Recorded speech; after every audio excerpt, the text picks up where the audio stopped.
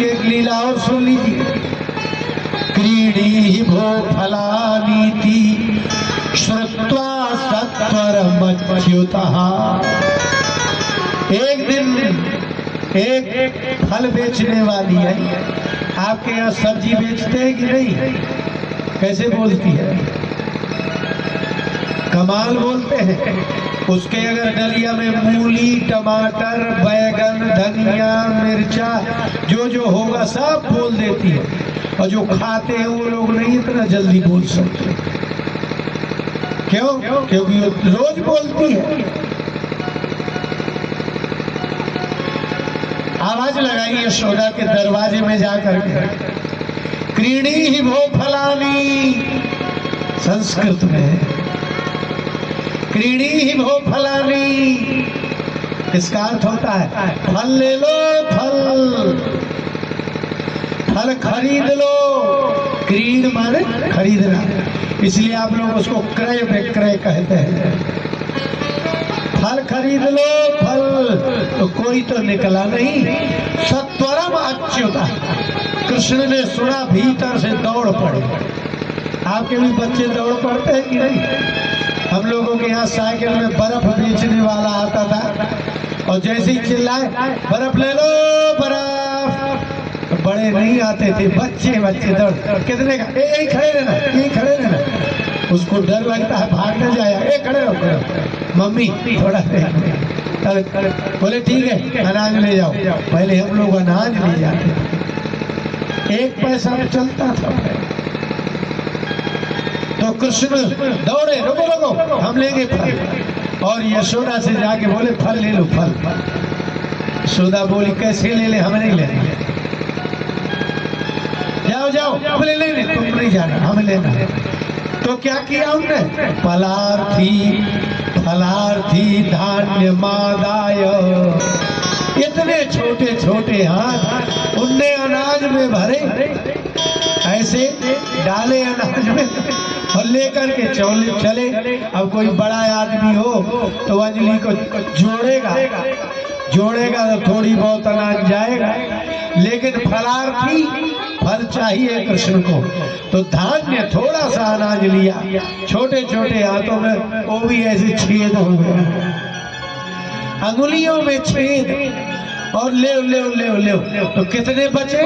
वो जो गदिया में 4-6 दाने बचे, उतना ही बचा।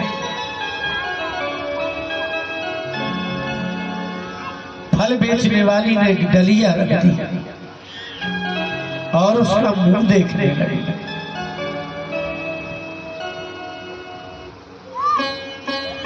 क्योंकि इतने में तो फल आना ही नहीं था। छोटे छोटे हाथों में भरा हुआ गेहूं, वो भी छेद हो गए अंगुलियों में, फैला दी। तो थोड़ा सा करतल में बचा हुआ 2-4 दाने थे, तो वो कहे ले हमको दे दो फल। तो फल बेचने वाली ऐसे मुंह देख रही कि घर में कोई नहीं है क्या?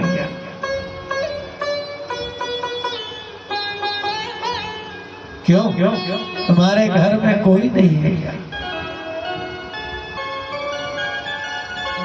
बोले है ना, हमारी मैया। बोले वो उसको भेजो, वो थोड़ी ज्यादा अनाज लाएगी तो हम ज्यादा देंगे, इतने में थोड़ी आते हैं फल। कृष्ण बोले इतने में जितने आते हो उतने दे दो। बोलेगी तो ठीक है। उसने डलिया ली और पूरी पलट ली। कृष्ण बोले अरे इतनी से अनाज में पूरे फल आते हैं।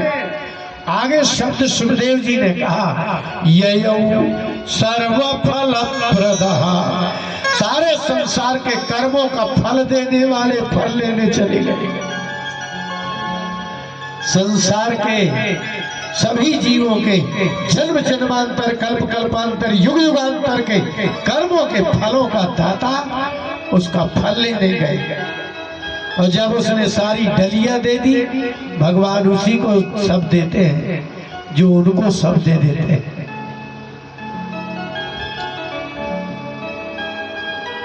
डलिया के सारे फल गिर गए। कृष्ण ने क्या किया, जो भगवान को देते हैं, भगवान इतना देते हैं कि फिर आपको किसी से कहाँ लेना है। और उसने वो मुंह देखती रही और उनने दाने डाले डलिया में, और उसने देखा ही नहीं कि मेरी डलिया में क्या हो गया। फलई रपूरयत रत्नई फल भांड मपूरी चा। उसने फल दिए और कृष्ण ने फलई ही रत्नई अपूरयत, उसकी डलिया रत्नों से भर दी। जब उसने उठाया तो इतना वजन था, हीरा मोती मणि माणिक। इसलिए महात्मा लोग इतना भी देते हैं ना, बहुत हो जाता है।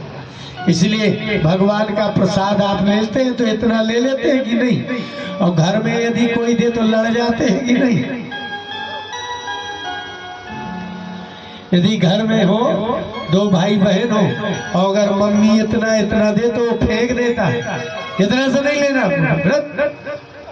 और एक को ज्यादा और एक को थोड़ा कम दे दो तो वो नाराज हो जाएगा, हमको अब तुम दो ही मत, हमें लेना ही नहीं।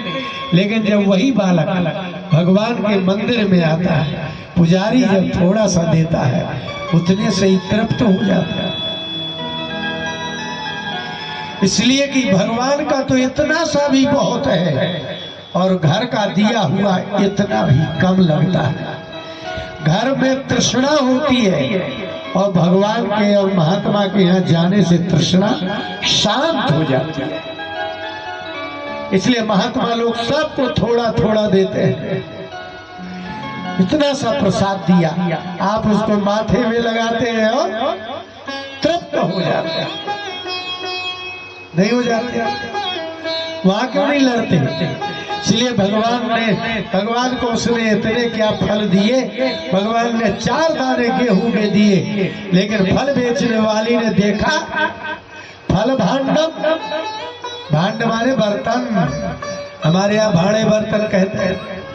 फल का जो बर्तन था वो अपूरी भर दिया, और जब उठाने लगी तो उठा नहीं। देखो फल भरे तो अकेले उठा के लाई, लेकिन जब हीरा मोती जवाहरात भरे तो कहती है अब तुम ही उठवा दो। भगवान से बड़ा फायदा देने वाला कोई है क्या? इसलिए एक डलिया में आप रुई भरो तो अकेले उठा लोगे, और मिट्टी भर लो तो ये जो रत्न है वो पत्थर है, हीरा ये क्या है, पत्थर ही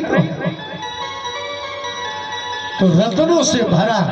भगवान बोले उठाओ जाओ जल्दी, ये कोई देख ना ले कि तुम्हारे मैंने ये भर दिया। इसलिए हम बार बार कहते हैं कि भगवान दिन भर मनुष्य बने रहते हैं, लेकिन थोड़ी देर के लिए वो भगवान बन जाते हैं। यहाँ बन गए भगवान। जब वो फल बेचने वाली आई तब तक वो मनुष्य के बालक थे, और वो अनाज अपनी अंजलि में लेकर के चले तब भी वो मनुष्य बालक थे। लेकिन जब उन्होंने वह अनाज थोड़ा सा उसकी डलिया में डाला, और डालते ही भगवान बन गए। बोले भक्तवत्सल भगवान की ऐसी लीलाएं भगवान की बड़ी विचित्र है। अब हम आ जाते हैं गोपियों पर। गोपियों को बड़ा आश्चर्य लगता है, वो जाती है दही बेचती है, बार बार उसी यशोदा के द्वार में जाती है। यशोदा के पास तो स्वयं इतना बहुत दही है, वहां क्यों बेचने जाती है?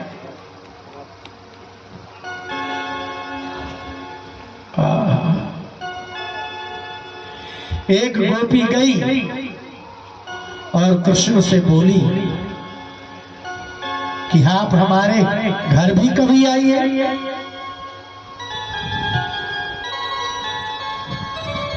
दही बेचने के लिए ऐसी जगह जाना चाहिए जहां दही ना हो, लेकिन नंद और यशोदा के यहाँ तो इतना दही है, वहां दही क्यों जा रहे हैं बेचने? वो दही बेचने नहीं जाते, इनको आदत है। बच्चा कैसा होता है, कुछ भी बिकने आता है बाहर आ जाता है। इसलिए जैसे ही आवाज लगाती है, दही ले लो दही, दधी क्रीड़ी ही, दही ले लो। यशोदा क्यों भागेगी दही लेने? खुद ही पहुंच गए दौड़ के, दिखाना तुम्हारा दही कैसा है।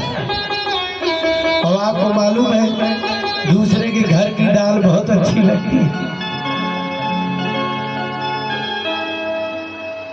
अपने घर की दाल, अपने घर की सब्जी नहीं इतनी अच्छी लगती।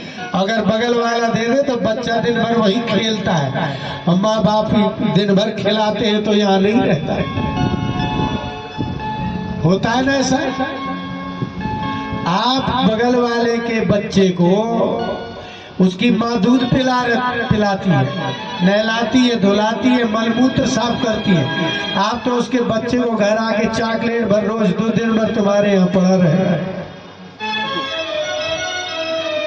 अपने घर का कुछ अच्छा ही नहीं लगता। इसलिए बड़े होने के बाद भी, आदमी की शादी के बाद भी दूसरे की औरत अच्छी लगती है, अपनी तो लगती ही नहीं। अगर भाभी कह दे, बगल वाली भाभी कह दे कि 1000 रुपए की जरूरत थी, हाँ लो जो चाहिए सो, और उसकी सगी भाभी 1000 मांग दे तो बोले भाभी तुमने उस बार के तो दिए ही नहीं हो, फिर मांग रही हो। दूसरे के घर की चीज बचपन से ही अच्छी लगती है, और ये भी कम नहीं है, ये भी ऐसी नहीं है। ये जब अपने आदमी को डांटती है तो क्या कहती है पता है? एक उन्हें देख लो, एक तुम्हें देख लो, इन्हें पड़ोसी अच्छा लगता है। अगर इनको अपने आदमी को डांटना है तो क्या कहेंगे? एक तुम्हें देख लो, न तुम हमारी बात मानते, हमने कहा था कि ये करना है करना है। वो देखो भाई साहब, वो कहती है तुरंत नरसिंहपुर ले जाते हैं, वो बम्बई घुमाने ले जाते हैं, उनने ये कर दिया, सोने का हार बनवा दिया और बढ़िया पलंग ले आए, फ्रिज ले आए, और आप हो ये आप लाते ही नहीं हो, इसका मतलब है फलाने का पति अच्छा। इनको भी दूसरे के ही अच्छे लगते हैं, वो हरिश्चंद्र लगते हैं। इसलिए आपको तो आदत ही है, बचपन से ही दूसरे का अच्छा लगता है। इसलिए जब कृष्ण को जब सुना और उसने आवाज लगाई, दधी क्रीड़ी ही, दही ले लो, दौड़ पड़े।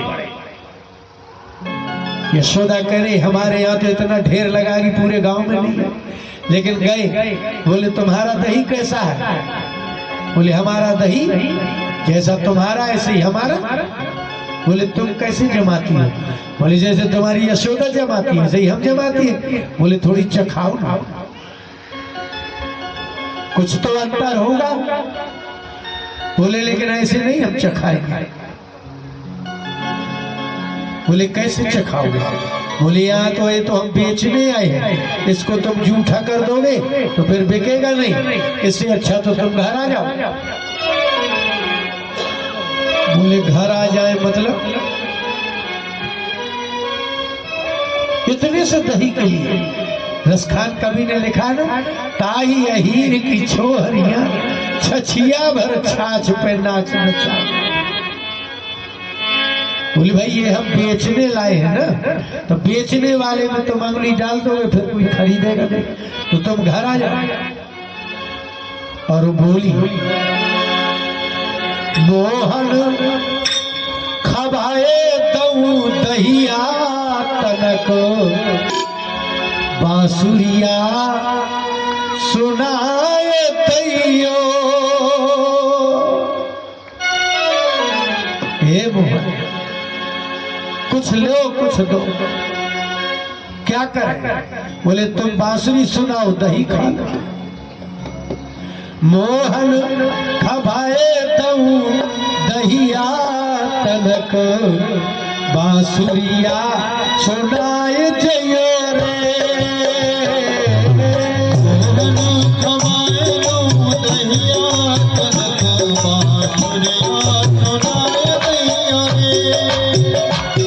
कृष्ण बोले ये तो बहुत महंगा सौदा है, हम बांसुरी बजाए और दही खाए, हमारे यहाँ कोई कमी नहीं है, जाओ यहाँ। गोपी बोली रुक जा रुक जा रुक जा रुक जा रुक जा रुक जा देख रुक छलिया तनक बांसुरिया सुनाई चलियो रे मोहन खवाए नो दहिया तनक बांसुरिया सुनाई चलियो रे। बोले ऐसा नहीं करे, दही खवा रही हो बांसुरिया सुन रही हो, सौदा महंगा है।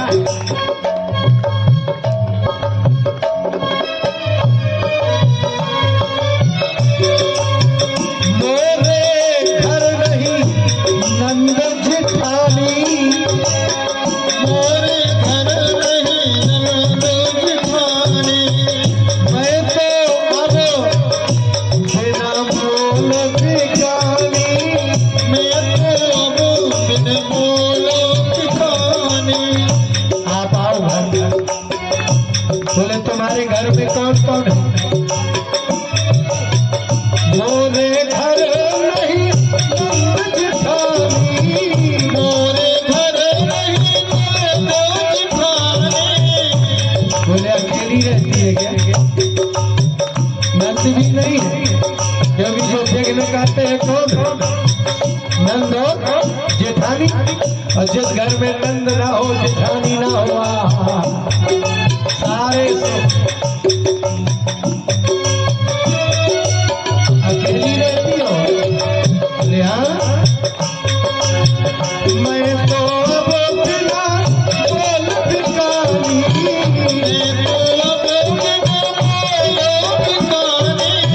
भगवान बोले चलो ठीक है आए चलो। बोले अभी नहीं, दिन में नहीं, प्रेम दिन में नहीं किए जाते। आइयो आइयो आइयो रात मन बसिया, दिन में नहीं रात में आना। आइयो रात मन बसिया तनक बांसुरिया सुनाई चलियो रे मोहन खवाए नो दहिया तनक बांसुरिया सुनाई चलियो रे। रुक जा रुक जा रुक जा रुक जा आजा रुक जा एक रुक छलिया तनक बांसुरिया सुनाई चलियो रे।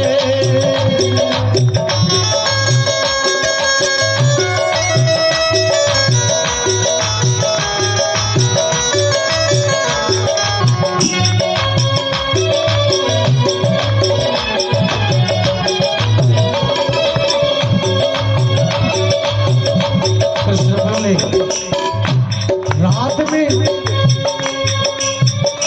रात में अच्छा बताओ, अगर रात में आए तो करोगी क्या? हम नहीं रात में किसी के घर जाते, रात में कैसे घर जाएंगे? हम तो अपनी मैया के साथ सोते हैं। बोले जैसे भी हो, यदि दही खाना है तो रात में ही आना है।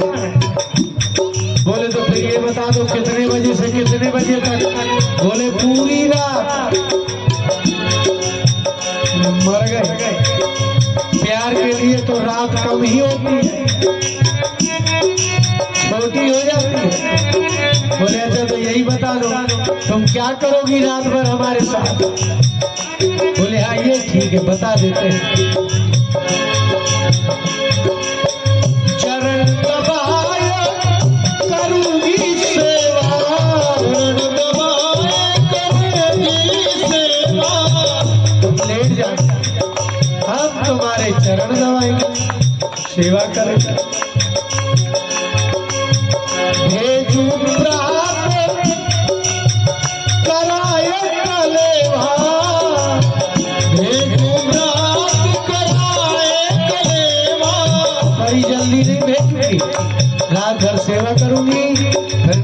खिलाऊंगी खिलाऊंगी, फिर कलेवा बनाऊंगी, दही खिलाऊंगी, तब तुमको भेजूंगी। बोले वो तो ठीक है, लेकिन रात भर कार्यक्रम क्या होना है? सखी ने कहा नाचूं, तुम बांसुरी बजाना। और बोले तुम? बोले हम नाचेंगे। नाचूं नचाऊं सिगरतिया, पूरी रात हम दोनों नाचेंगे। नाचूं नचाऊं सिगरतिया, तनक बांसुरिया सुनाए जइयो रे। मोहन खावाओ दहिया, तनक बांसुरिया सुनाए जइयो रे। मोहन खावाए दहिया। अच्छा चलो ये तो हो गया। आना कहाँ है? गांव का नाम, तुम्हारा नाम? बोले नाम आम नहीं बताएंगे। हाँ गांव का नाम बता देंगे। बोलो। बरसाने की मैं हूँ छोरी, बरसाने की मैं हूँ छोरी, मैं बरसाने की। बोले अब आएंगे कैसे? हीरे रंग की बखरी मोरी, हीरे रंग की बखरी मोरी। सारे गांव में जो भी कलर पुता हो, लेकिन एक ही कलर पुता है और वो है पीला कलर, और वो सिर्फ हमारे यहाँ है। क्यों? बोले मैं पीली हूँ, गोरी हूँ, इसलिए मेरे माता पिता ने पीला पीला रंग पुतवाया है।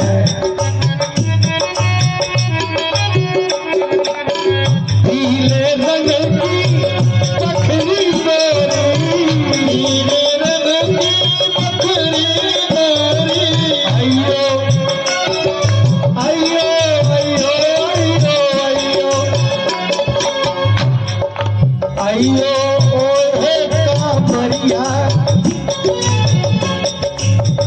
एक तो तुम काले होई और ऊपर से कांवरिया और लोगे, तो लोग सोचेंगे कि भैंस का बच्चा जा रहा।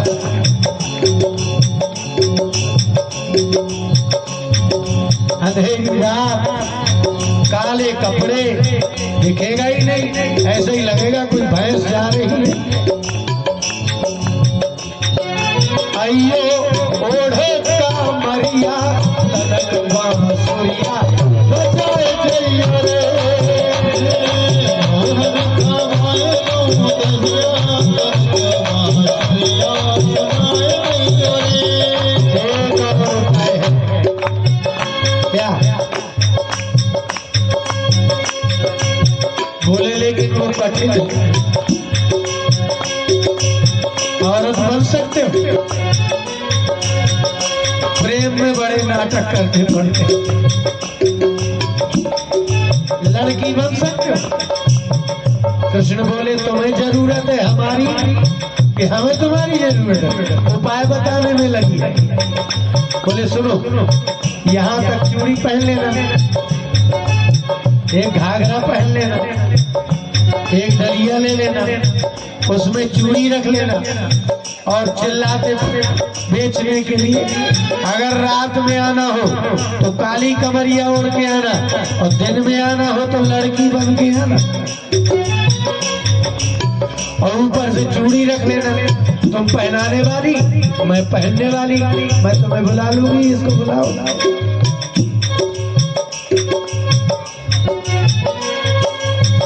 अथवा बनलिहार पधारो, अथवा बनलिहार पधारो। चूड़ी बेचने वाले को लिलिहार कहते। जसोदा तेरा कहे तेरे पारो, जसोदा तेरा कहे तेरे पारो। यशोदा ने भीतर से आवाज लगा दी, कन्हैया। कृष्ण बोले भाग भाग भाग भाग। भागी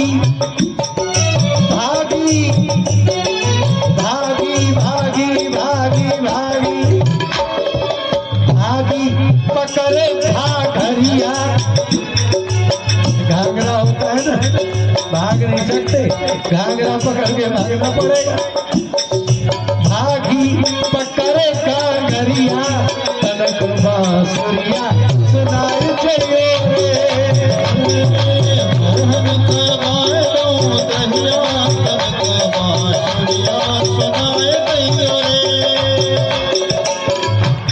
यशोदा ने कहा ये कौन भागी जा रही है? बोले ये पता नहीं कौन है। प्यार करे और सत्य बोले वो प्यार टूट जाता है।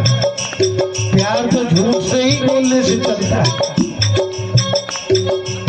अगर आप सत्य बोलोगे प्यार नहीं हो। कृष्ण भगवान ने कहा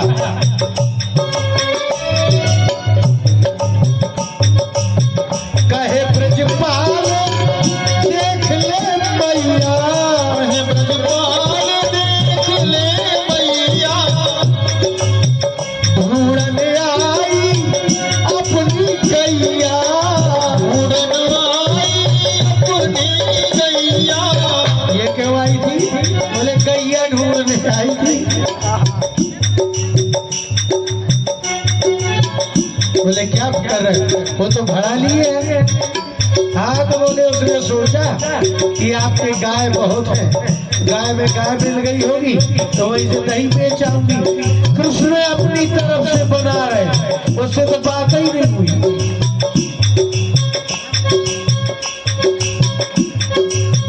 कहे ब्रजपाल मैया, कहे ब्रजपाल देख ले मैया, ढूंढने आई अपनी गैया, ढूंढने आई अपनी गैया। अच्छा ये दशा मालूम है। जब बच्चा चोरी पकड़ी जाती है तो बच्चा के रास्ता नहीं है कोई, वो जाके मम्मी के गले में लपट जाता है। लगे कंधे चढ़ कविया। हमारे यहाँ बच्चे को जो गोद में लेता है ना उसको क्या कहते हैं आप यहाँ? कदिया। कंठ में यशोदा के दोनों गले हाथ फंसाए और बोली मैया छोड़ो ना, अपने को क्या लेना देना, कौन आया क्या गया। लागे कंठ चढ़ कलिया सुना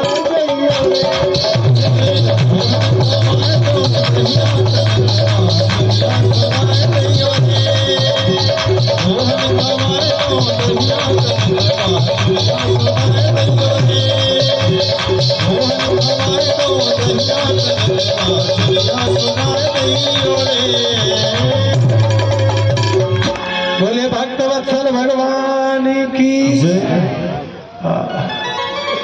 समय बहुत कम है, बहुत कम, वो भी हमारे लिए। और किसी को गप ठोकना हो तो उसके लिए तो बढ़िया, यहाँ वहाँ के एक आध दो भजन सुना दो, यहाँ वहाँ की उल्टी सीधी सुनाओ, बात खत्म। लेकिन भगवान की ही बात सुनाने के लिए समय चाहिए, समझ में भी आना चाहिए।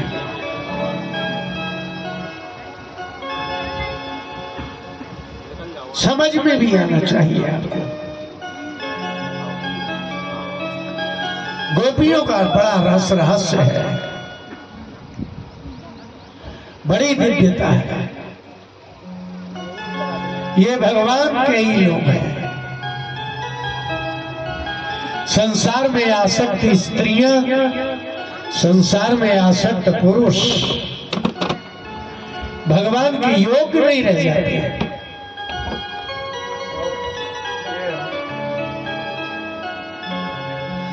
नहीं चाहते। आपसे कहा जाता है कि भगवान का भजन करो, कहाँ कर रहे हैं? 2 रुपया तो निकलते नहीं है, कुछ अच्छा कहा जाए। आपसे पैसा नहीं छूटता, आपसे बुद्धि नहीं छूटती, मन नहीं छूटता, आपसे भोग नहीं छूटता, आप भगवान के काम के आदमी नहीं हो। किसी मिलिट्री वाले से कहो कि ले चलो हमें युद्ध करने को, तो क्या कहेगा? तुम हमारे काम के नहीं।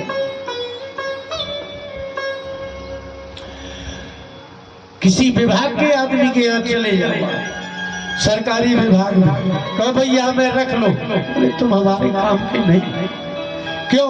कंप्यूटर नहीं आता है, गणित नहीं आती है, दौड़ नहीं सकते हैं, बंदूक चलाना नहीं आता, कुछ आता ही नहीं है। जैसे आप यहाँ धरती में ही धरती के काम के नहीं हैं, ऐसे आप भगवान के भी काम के हैं नहीं। इसलिए भगवान जब भी आते हैं अपने लोग लेके आते हैं। युद्ध करने वाला उनका ही व्यक्ति है। इसलिए देवताओं को ब्रह्मा जी ने कहा था जाओ सब लोग बंदर बन जाओ,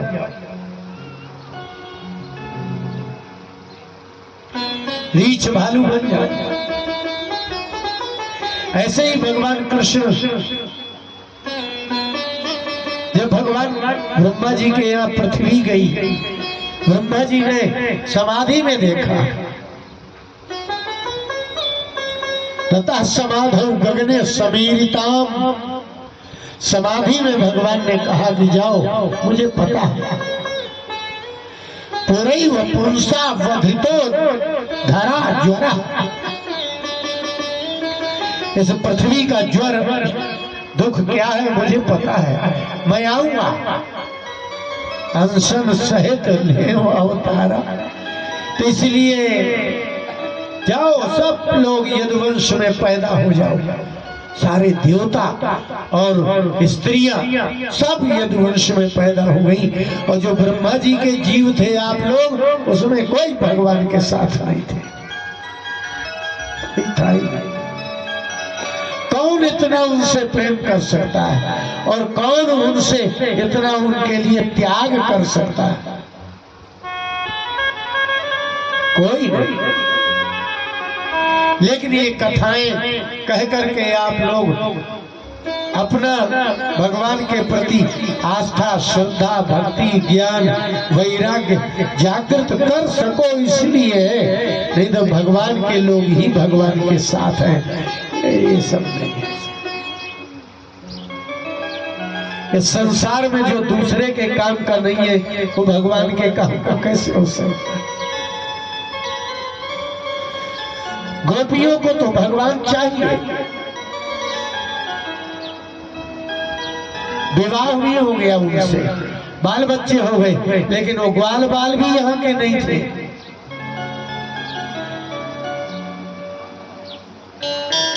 गोपियों ने विचार किया और भगवती वृंदा ने कहा कि तुम यमुना तट में जाकर के स्नान करो और कार्तिक के महीने में पूजा करो, वो तुम्हें मिल ही आएगा। और उन्होंने किया। कात्यायन व्रत, कात्यायनी भगवती का पूजा किया। और जब कात्यायनी की पूजा की तो एक ही मंत्र था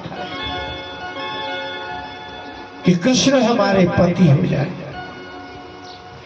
लेकिन कोई एक स्त्री, कोई एक कन्या एक कृष्ण के लिए मांगती तो ठीक था, लेकिन पूरे ब्रज की स्त्रियां, ब्रज की कुमारिकाएं जाकर के कहती हम सबका पति एक ही कृष्ण हो जाए।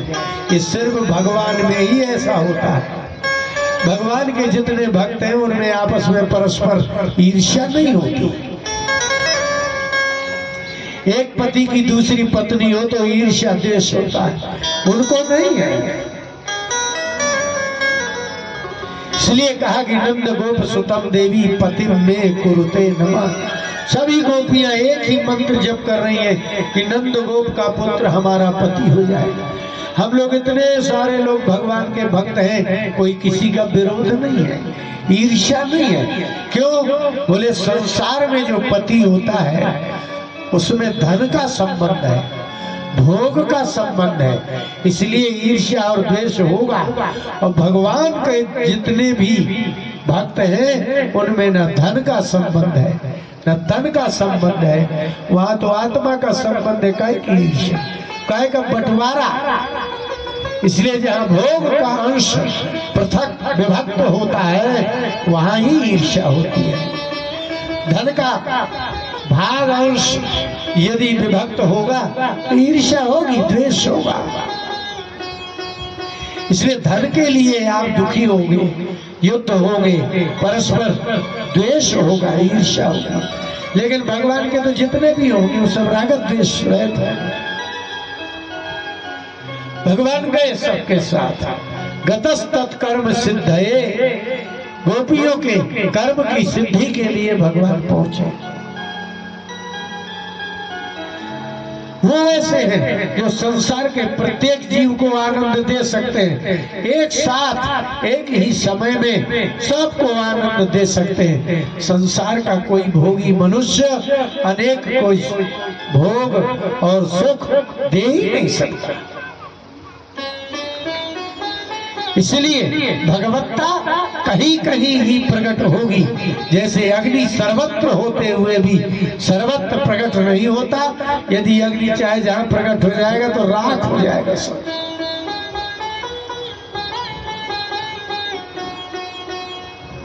बहुत कठिन है, बहुत कठिन, समझना ही कठिन। गोपियों के वस्त्र उठा लिए और गोपियों के शरीर में एक भी वस्त्र नहीं बचा। 1 महीने से वो बेचारी स्नान करती है कार्तिक के महीने में। भगवान ने कहा यूयम विवस्त्रा यदपो धृतभ्रता। हम देख रहे हैं आप विवस्त्र हो और धृतव्रत हो, 1 महीने से व्रत कर रही हो।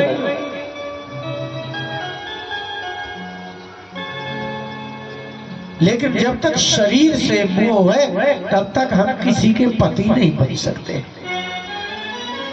जो शरीर का भोग करता है वो संसार का ही शरीर का पति होता है। हम जगत पति हैं लेकिन हम शरीर पति नहीं है। और जिसको शरीर में मोह है, शरीर में ही स्नेह है, तो वो हमारा नहीं है। जो अवधूत हो, लज्जा से, मान से, सम्मान से, भोग से, भोज्य पदार्थ से सर्वत्र विरक्त हो जाए, चारों तरफ उसको चिंता ही ना हो, वो हमारा है।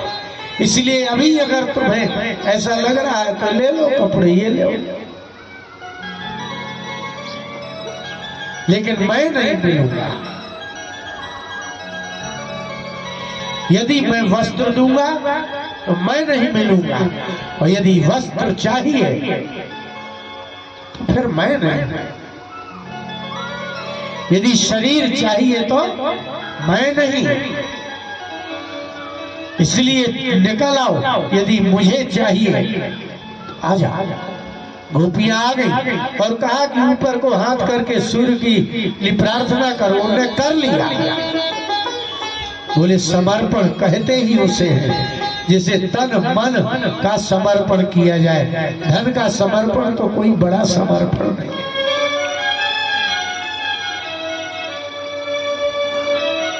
इसलिए सर्वात्मार्पणम, सारा समर्पण। एक पत्नी अपने पति को सब दे देती है।